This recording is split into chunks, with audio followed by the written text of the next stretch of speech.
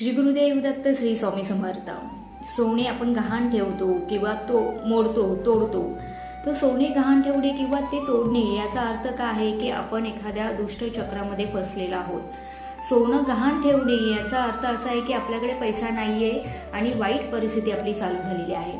हे जे सोनं आपण गहाण ठेवतो किंवा तोडतो मोडतो, तर ते करू नये किंवा तसं होऊ नये. तर चक्र आपल्याला जर थांबवायचं असेल तर आपल्याला एक छोटासा उपाय मी सांगते. सोनं आपण गहाण का ठेवतो किंवा तोडतो का? कारण की खूप अशा परिस्थिती आपल्या हाताबाहेर जाते. तर त्याच्यासाठी तुम्हाला काय करायचं आहे, एक गुरुवार तुम्ही निवडायचा आहे. एक गुरुवार घ्या, कोणताही गुरुवार चालेल. आता मागी गणपती आहे तर या गुरुवारी तुम्ही करू शकता. पिवळ्या रंगाचं कापड घ्यायचं आहे, त्याच्यामध्ये हळकून भेटतं आपल्याला, हळदी ज्याच्यापासून बनते ते हळकून घ्यायचं आहे एक. त्याच्यानंतर थोड्याशा अक्षता, केसर जर तुमच्याकडे असेल तर एक केसरचं पान छोटंसं तुकडा असेल तो घ्या. 1 रुपयाचं नाणं घ्या आणि अर्धा ग्राम सोनं, जरा म्हणजे थोडंसं जर किंचित अर्धा ग्राम त्याच्यापेक्षा कमी जरी सोनं असेल ना ते तुम्हाला घ्यायचं आहे आणि त्याची एक पोटली तयार करून आपल्या तिजोरीत ठेवायचं आहे. हे केल्याने काय होतं की सोनं गहाण ठेवण्याची परिस्थिती येत नाही, सोन्यामध्ये वाढ होते.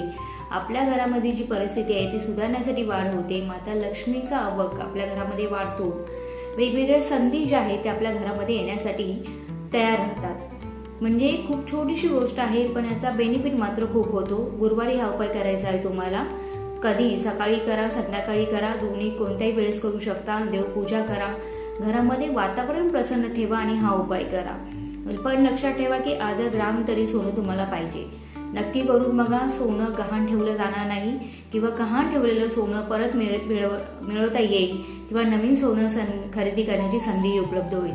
खूप छोटेसे उपाय, बेनिफिट मात्र खूप होतात. आणि कमेंटमध्ये लिहायला विसरू नका. श्री स्वामी समर्थ.